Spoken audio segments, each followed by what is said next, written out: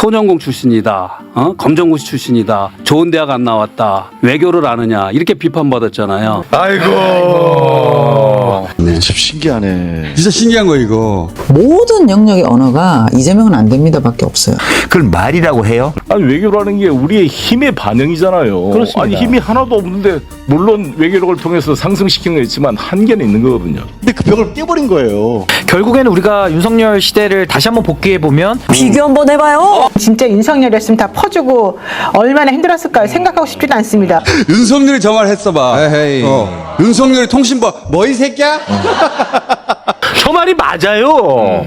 진짜로 해내니까 많이 놀라셨죠? 윤석열만 봐왔던 여러분을 저는 이해합니다. 강심장이 필요하다. 안녕하세요. 닥소라 정치입니다. 만약에 점수를 준다면 저는 100점 만점에 200점이라고 생각을 해요. 굉장히 진부한 표현이지만 진짜 맞는 말씀입니다. 네.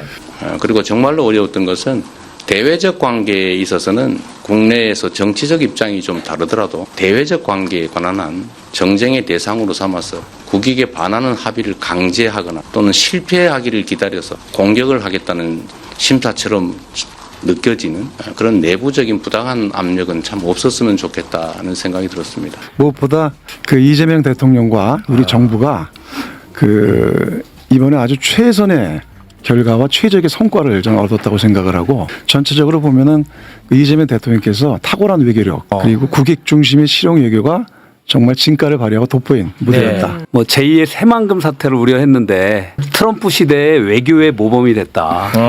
외교의 답안을 냈다라고 평가를 하고 싶고요. 네. 하나라고 따지면 사실은 대놓고 트럼프 대통령 앞에서 핵 추진 잠수함을 요구했다는 거예요. 네. 그거를 동의하든 안 하든 그게 그 이론적으로 몇 년이거든 10년이거든 20년이 걸리는지는 모르지만은 우리 외교사를 바뀌어버렸어요. 저도 주장하고 싶은 거는 외교는 외교관만이 하는 것이 아니다. 이재명 대통령이 비판받았던 게 소년공 출신이다, 검정고시 출신이다, 좋은 대학 안 나왔다, 외교를 아느냐 이렇게 비판받았잖아요. 그건 이제 비난이었죠. 비난. 솔직과 담백 그리고 네. 당당하고 실용적이고 국위구선하는 그런 외교를 통해서 네. 그 상대방도 그 솔직함을 받아준 것 같아요. 네. 그래서 어떻게 보면 전 세계 외교사를 새로 썼다라고까지 극찬을 해주고 싶습니다. 그렇습니다. 이 당당 외교, 실용 외교, 네. 빛을 발했다. 저는 그렇게 표현하고 싶은데요. 자, 그리고 이재명 외교의 또 하나의 특징인데 공개성. 원래 외교는 비밀이 많아요. 각자 상대한테 감추는 것도 있고, 그리고 서로 합의했지만 국민들한테 감추는 것도 있어요. 그래서 외교 비밀 문서가 각국에 그렇게 많은 거거든? 근데 이재명 대통령은 그럴 수밖에 없는 걸 제외하고는 다 공개적으로 얘기해. 대표적인 게 이게 핵 잠수함 아니야. 중국을 곧 만나게 돼 있는데 중국 견제용으로 필요하다고. 이거는 교과서에서는 절대 해서는 안 되는 짓이에요. 근데 이제 중국 견제해온 트럼프 입장에서는 한국이 중국 견제한다고 공개적으로 요구하니까 와인 하시지. 그리고 이걸 비밀리에 한다고 비밀 유지가 되지 않는 사안이에요, 원래. 우리가 20년 전부터 핵 잠수함 추진단을 꾸려서 계속 추진해 왔는 건 중국도 알아. 비밀이 안 될 건데. 근데 그걸 북한 비핵화를 우리가 주장하면서 우리는 핵 잠수함 추진한다는 게 이게 앞뒤가 안 맞다고 생각해서 우리도 꺼내놓지 못했고 중국도 우리가 안 꺼내놓으니까 그걸로 때리지 않았고, 근데 이걸 일부러 꺼내놓은 거예요. 그것도 공개적으로 했잖아요. 사실 그러니까. 공개 회담 석상에서 그 얘기가 전혀 예상돼 있지 않은 상황에서 트럼프한테 그것도 줘 이러고 이거 줘. 미국은 우리더러 중국 견제하라고 하고 있었기 때문에 오케이 한 거고, 나는 중국 입장에서는 우리가 미국에 덜 군사적으로 의지하게 되면 그건 장기적으로 중국한테 좋은 거란 말이죠. 트럼프는 계속해서 일본하고 우리에게 미군이 하던 역할을 떠넘기려고 하고 있는 상황이니까 미국에게도 나쁠 건 전혀 없고요. 그리고 이 잠수함 얘기를 꺼내서 도움이 됐던 건 사실 굉장히 큰 건수가 다른 게 있죠. 캐나다하고 60조 원대 잠수함 입찰 과정에 올라가 있거든요. 이거를 받아내게 되면 캐나다 쪽에 우리 원자력 추진 잠수함도 이제 만들 수 있는 배야 하나 더 생긴 거예요. 나중에 황당한 거짓말로 드러난, 사실 우리가 손해보는 걸로 드러난 체코 원전이 26조였어요. 그걸 가지고 온 대한민국 그 홍보 영상 만들었는데 60조짜리가 걸려 있거든요. 거기도 동시에 도움이 되는 거예요, 이 잠수함이. 중국은 우리가 핵 잠수함을 가지는 것도 싫겠지만 그 핵 잠수함을 가져서 군사적으로 덜 의지하면 좋은 점도 있는 거예요. 그 사이에 줄타기를 하는 거야. 말씀한 대로 잼버리 대회의 참혹한 외교적 그 국제 행사의 참사와 그 파리에서 열렸던 그 엑스포 유치 전 부산과 사우디아라비아 25대 108이었습니다. 25편은 그냥 있어도 25편 얻었을 텐데 5천억을 투자해가지고 5천억을 썼어요. 거의 뭐 반전 일어났다가 거짓말하다가 파했던 것에 비하면 정말 너무나 다행스러운 결과라고 생각이 들고, 예를 들어서 원자 핵 추진 잠수함도 필리 전소에 만들기가 거의 불가능합니다. 지금 국가에서. 그래서 제가 그때 말한 것처럼 윈윈 하려면 사실상 옥포 대우조선 하나오션에서 만들어가지고 거기 가서 블록해가지고 메이드 인 US 하나 붙여주는 방식으로 어떤 형태로 윈윈으로 가야 됩니다. 그 세대를 만들어야 되기 때문에 가장 좀 재미있던 장면은 네네네. 이재명 대통령께서 시진핑한테 샤오미 보여주니까 이거 보안됩니까? 나 근데 섬뜩했어요. 섬뜩했습니다, 저도. 근데 시진핑도 잘했어요. 가볍게. 그렇습니다. 자기 비하성. 백도가 있는지 한번 확인해보라고. 백도가 있는지 봐라. 아니 근데 이거에 대해서 외신이 평가가 뭐라고 미국 언론에 평가를 했냐면 시진핑이 근엄한 사람이라 이러한 즉흥적인 애드립을 안 하는 사람인데 이재명 대통령이 그런 친화력에 녹아내린 거지. 그래서 자기도 기분 나쁘지 않게 애드립으로 백도 있는 거. 명장면이에요. 그건 아주 웃음 속에도 정말 무가 있는. 현실이 다 들어가 있는 웃음. 뭐 인도네시아 대통령한테도 그 KF-21 어떻게 됐냐. 야, 그걸 또 꺼내버리더라고. 그리고 또 트럼프한테도 완전 이거 하여튼 탁월한 외교력을 발휘했다. 그렇습니다. 근데 이제 문제는 이것을 수확하는 단계에 끝난 게 아니다. 네, 그건 맞죠. 그리고 나는 이제 국민의힘 논평 같은 거 보면 웃긴 게, 아니 외교라는 게 우리의 힘의 반영이잖아요. 그렇습니다. 아니 힘이 하나도 없는데 물론 외교력을 통해서 상승시키는 게 있지만 한계는 있는 거거든요. 그래서 이재명 대통령께서 외교를 하면서 우리 국가의 힘을 키우겠다는 것을 절실히 느꼈다는 고백을 했습니다. 근데 그 힘을 교섭력에서 모아주는 데는 하나도 도움이 안 됐던 국민의힘이 논평을 보면은 가관인데, 그래서 나는 조갑재 대표의 평가가 맞는 게 아니냐, 이거는 너무 심하게 했더라고요, 평가를. 역사의 바퀴벌레다, 어두운 음습한 곳에 사는 바퀴벌레다, 무슨 트럼프가 항공모함 가지고 와서 윤석열 구출하러 오겠다, 이런 것을 음습하고 더러운 곳에만 살 수 있는 역사의 바퀴벌레임을 증명했다, 이렇게 했는데, 저는 바퀴벌레라는 표현은 좀 심한 것 같고, 저는 좀 네밍대 정도로 외교가 원래 줄을 타야 되는 건데 윤석열은 줄을 딱 끊고 미국이 착 안겼지. 이제 줄을 타는 거예요, 공개적으로. 그러니까 이게 되게 재밌는 게 뭐냐면, 다카이치에 대해서도 그 사람 괜찮은 사람이야, 내가 만나보니까. 나 좌파인 줄 알았지? 근데 아니잖아. 그쪽도 뭐 극우 만나보니까 아니던데? 이렇게 얘기를 했고, 트럼프, 시진핑 셋 다 이재명이 날 좋아하는 것 같아 라는 느낌을 줬단 말이에요. 이거 진짜 어려운 거거든. 근데 막 왕관 그다음 왕관, 황남방. 트럼프 왕관 진짜 좋아해. 내가 그래서 이 국민의힘 국회의원들 세비 금지 가처분 소송을 누가 내는 사람 없는 거지. 지금 트럼프를 대항하는 방식이 한 세 가지로 나눠지고 있어요. 근데 한국이 절묘하다는 게 뭐냐면 인도와 브라질은 대들고 있어요. 그래서 얻어맞고 있잖아요. 그렇지. 그리고 EU와 일본은 항복하고 있잖아요. 맞아. 근데 우리는 그렇지. 심사를 건드리지 않으면서 그렇죠. 실용적으로 해석하는 모델이 되고 있는 거예요. 그렇죠. 좋은 평가. 너무 좋은데? 대항하는 쪽이 있어. 거긴 두들겨 맞아. 아니 이게 사실인 게 뭐냐면 마크 칸이 캐나다는 우리한테 지금 거의 일방적 구애를 퍼부을 정도예요. 왜냐하면 캐나다가 당하고 있잖아요. 실제로 이렇게 버티는 모습을 보고 다른 나라들이 아직 일본하고 EU 한국만 했잖아요. 다른 나라들이 한국이 모델이 되고, 그렇죠. 그게 에이펙에서 사실 에이펙에서 말하는 거는 트럼프가 얘기하는 단절이 아니라 연결이거든요. 그리고 에이펙 정신을 가장 잘 살린 게 우리 대통령이란 말이에요. 그래서 이 아시아 태평양 국가에 오히려 리더로 설 수 있는 계기가 될 수 있다. 저도 이렇게 얘기할 수 있어요. 그리고 진심이에요. 진심입니다. 진심인데. 근데 걱정이 묻어 있는 거예요. 종지부를 찍은 건 아니니까 이제 마지막까지 긴장하자는 차원에서 말씀을 하신 것 같습니다. 한미 FTA 추진할 때 우리 민주당 내부에 반대론이 다수였습니다. 맞아요. 저는 소수였어요. 일관되게 이제 한미 FTA 특위를 맡아서 노무현 대통령이 한미 FTA 추진을 적극 지지했는데 그때 진짜 외로웠죠. 엄청 공격받았어. 엄청 먹었습니다. 우리 딸이 그러더라고. 아빠 제2의 을사 보호조약이라는데 왜 아빠 찬성하냐고. 지금 이제 전교조 선생님이 그렇게 가르쳤다는 건데 저는 그게 동의하지 않았고 왜 내가 주장했냐면 한미 FTA에서 미국한테 왜 당하는 패배적 사고만 하는가? 미국 시장을 우리 한국이 장악할 수 있다는 적극적 사고를 하자 그랬거든요. 근데 이것도 마찬가지 200억 달러를 미국에 투자해서 뺏기는 것만 생각하는 게 아니라 그렇죠. 200억 달러 투자해서 돈을 벌어올 생각을 하자 이거죠. 맞습니다. 그리고 동시에 이걸 통해 이번에도 이재명 대통령께서 젠슨왕한테 26만 개 GPU 약속을 받았죠. 그다음에 70억 달러 정도의 투자 위치를 받은 거잖아요 이미. 네. 거의 그다음에 지금 이번에 마크 카니 캐나다 순회. 대통령이 가서 옥포에 가가지고 잠수함도 타보고 그것도 그렇습니다. 디젤 엔진 그 시장 규모가 한 60조 된다는 거 아닙니까? 그렇습니다. 그것도 있죠. 그다음에 샘 울트만, 젠슨왕, 레리 펑크 만나가지고 블랙락까지 다 했잖아요. 그렇습니다. 저는 1년에 200억 달러 미국에 투자한 거 이상의 300억, 500억 달러 투자 위치가 가능한 이재명 정부다 이렇게 생각합니다. 와.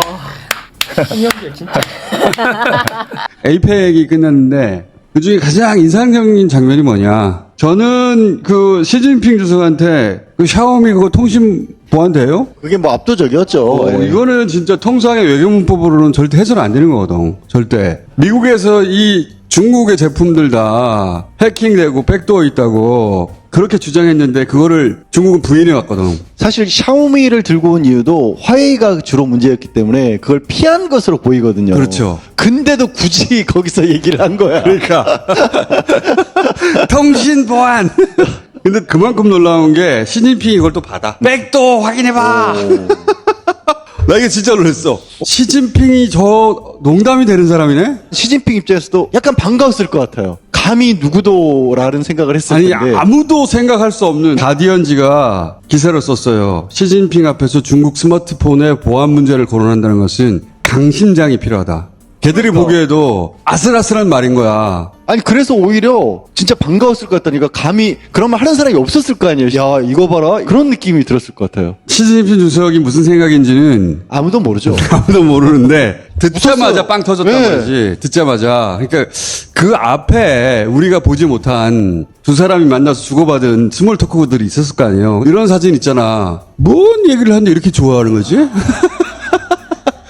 나비 얘기해서 자기들끼리 빵 터지고 있는 거야 지금. 만찬장에서 시진핑 웃는 사진 자체가 드물다면서요. 그게. 없어요. 없다면서요. 듣기로는 저 때 나비 날아가는 무슨 영상을 그 연출하는데 그때 무슨 모타 소리가 들렸나 봐. 네. 개면적잖아. 그래서 이재명 대통령이 중국에 살 때는 모타 소리 안 나게 해주세요. 이게 약간 자학개그 있잖아. 한국 모타가 소리가 문제네. 여기서 시진핑이 빵 터지고 그리고 돌아가서 이번에는 중국 그 통신 보안돼요? 우리 거 한번 자학하고 상대 거 한번 디스하고 그 개그의 연장에서 이렇게 터진 거. 시장식 의원이 올해 초에 시진핑을 만났대요. 이제 우원식 의장님이랑 같이 갔을 때 사람같이 압력여질 정도로 무표정이에요 원래. 네, 진짜 벽을 마주하고 있는 그런 느낌이었다고 하거든요. 근데 그 벽을 깨버린 거예요. 그 어떤 정상하고도 저는 웃는 모습이 없었기 때문에 나는 시진핑 주석이 한편으로는 반가웠을 것 같아요. 나한테 인간적으로 다가와서 자기도 웃을 수 있는 농담을 던지는 정상을 만나는 것이 반가우니까 농담을 할 줄 아는 사람이었던 거지. 야, 그 백도 찾아봐.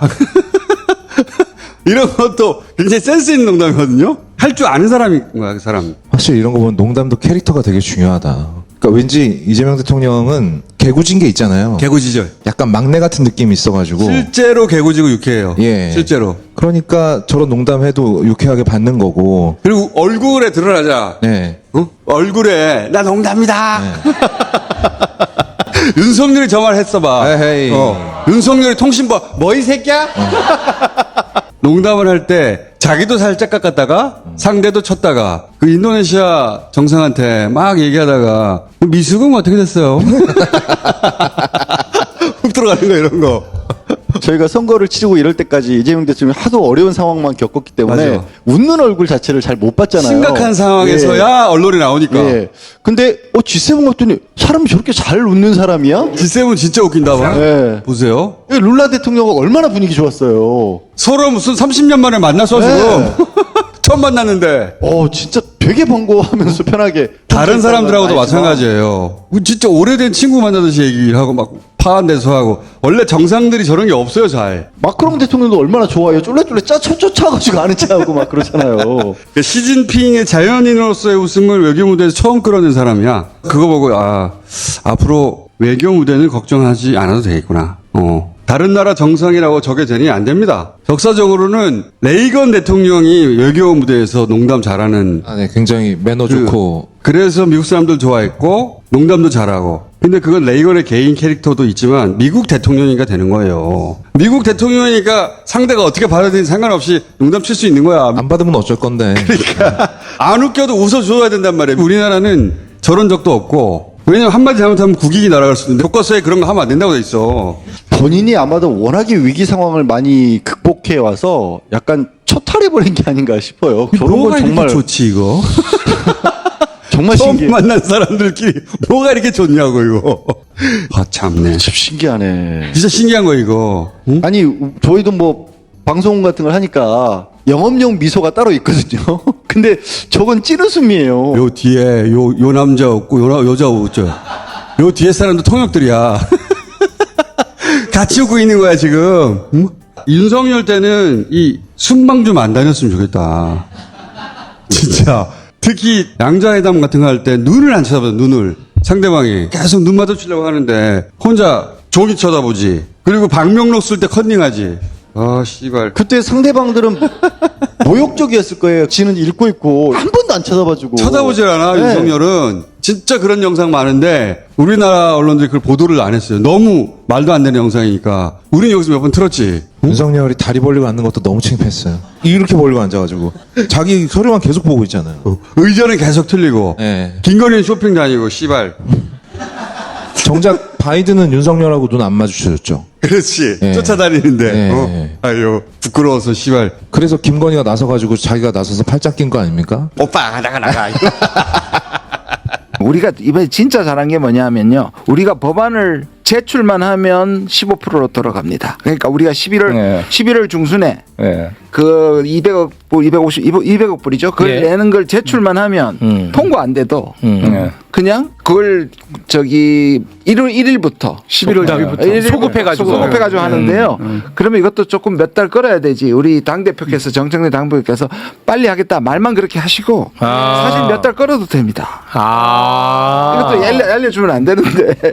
아니 근데 그달 안에 그달 1월 1일로 소급되는 거 아닙니까? 예, 그달은 제출만 되면 테크니컬리. 그러니까 제출해놓고 그러니까 11월 달에 제출해야지. 제출해놓고 근데 12월 1월까지 미뤄도 된다고. 그렇죠. 근데 정부에서 아무튼 국회에 이건 특별법, 그러니까 그 대미 투자에 대한 기금 신설을 해야 되는 문제이기 때문에 그 특별법 형태로 정부에서 지금 발의를 준비 중에 있고요. 11월 중에 제출을 할 겁니다. 그렇게 되면은 그게 발의가 돼야 이제 바로 자동차 관세 15%를 그 달에 1일부터 적용을 하는 걸로 되어 있기 때문에 예, 그래서 그거를 국회에서 통과를 시키고 11월 1일부터는 바로 저는 이제 여기를 보면서 러시아와 북한이 결합하면 중국이 싫어합니다. 중국의 외교부 대변인 남편도 아주 싸늘합니다. 뭐 우리는 모르는 일이다. 알아서 해라 이런 식이고. 근데 한중이 만나면 북한이 싫어해요. 그래서 북한이 사실 트럼프가 만나자 그러니까 최선희를 모스크바에 보내서 푸틴을 만나게 했잖아요. 근데 이번에도 한중 정상회담 한 같은 날 북한 11군단 폭풍 부대를 방문해서 그 쿠르스크 지역에 파견됐던 북한군 부대를 찾아서 격려를 했단 말이에요. 그러니까 중국에 대한 나는 경고의 메시지. 너 한중 잘 놀아라. 비핵화 떠들어라. 나는 러시아하고 연합해서 확실하게 비핵화는 개소리다. 뭐 이렇게 이야기한 거잖아요. 이렇게 그런 메시지를 강하게 지금 중국을 견제한 거니까 중국이 우리 이재명 대통령께서 남북관계 도와줘라 그러니까 북을 언급을 안 했어요. 그냥 지역의 평화와 안전을 위해서 훌륭하게 아주 두루뭉실하게 넘어갔습니다. 그에 비해서 푸틴은 지난번 북경에서 우원식 국회의장께서 푸틴과 인사할 때 푸틴이 뭐라 그랬냐. 김정은 위원장과 곧 만나는데 전할 말 있냐고 본인이 앞서서 우원식 의장한테 물어봤잖아요. 그러니까 이 적극적 중재의 자세가 확 차이가 나는 게 저는 느껴졌습니다. 이 미묘한 그런 문제가 있네. 저는 하나 더 덧붙이자면은 이번 한중 회담에서 아젠다를 비핵화를 마지막에 올렸잖아요. 아마 장기적으로 볼 때는 우리 한반도가 비핵화로 가는 건 맞지만 지금 트럼프 대통령조차도 비핵화라는 단어를 쓰지 않을 만큼 북미 간의 회담에 있어서 굉장히 중요하고 민감한 이슈인데 그게 올려짐으로써 저는 오히려 북으로 하여금 미국과의 접촉 가능성을 더 열어놨다고 보여집니다. 오히려 그렇게 또 보시는군요. 저는 그렇게 보고요. 또 하나 이제 우리 정부가 잘한 것은 네네. 여러 가지 이제 이 막혀진 한중 관계를 잘 풀어냈잖아요. 네네. 그러니까 윤석열 정부가 그 협중, 그 이데올로기적인 이 대중 외교 정책을 하는 바람에 30몇 년간 싸우는 이 흑자, 무역 흑자가 하루아침에 적자로 바뀐 그렇습니다. 상황이잖아요. 네. 근데 그런 부분에서는 굉장히 잘하셨고 또 크게 잘한 거는 그 70조 원의 통화 스와프를 맺은 거. 그렇습니다. 연장했습니다. 그 금액과 관계없이 이거는 의미가 있는 게 우리가 지금 이 본인들이 요구한 3,500억에 대한 그 외환위기 관리 차원에서 스와프를 요구했을 때 미국 거절했잖아요. 미국 거절했죠. 일본도 거절했고. 네. 근데 중국은 들어줬다는 거예요. 여기에서 또 요번에 뭐 또 이슈가 나올지 모르지만은 그 우리 블랙호크인가요? 그 블랙 이글. 두바이로 가는 중간에 급유를 일본에 요청했는데 거절했다. 거절당했습니다. 그러니까 이 속에서 약간 미묘한 우리 국민들의 사실은 이 외교를 보는 시각 자체가 굉장히 바로잡아졌다. 이렇게 저는 봅니다. 예. 특히 독도를 자기 땅이라고 이야기하고 예. 독도를 비행했다는 이유 하나로 일본이 공중구비를 거부하는 일본과 저는 이 동해바다에서 한미일 군사 해군 공군 합동훈련을 한다는 것은 문제가 있다. 이렇게. 전면에서 정말 힘센 강자와 우리의 국익을 지키기 위한 협상을 하는데 그걸 버티기도 참 힘든 상황에서 뒤에서 자꾸 발목을 잡거나 왜 요거를 빨리 안 들어주느냐라고 하는 것은 참 견디기 어려웠다는 말씀을 드립니다.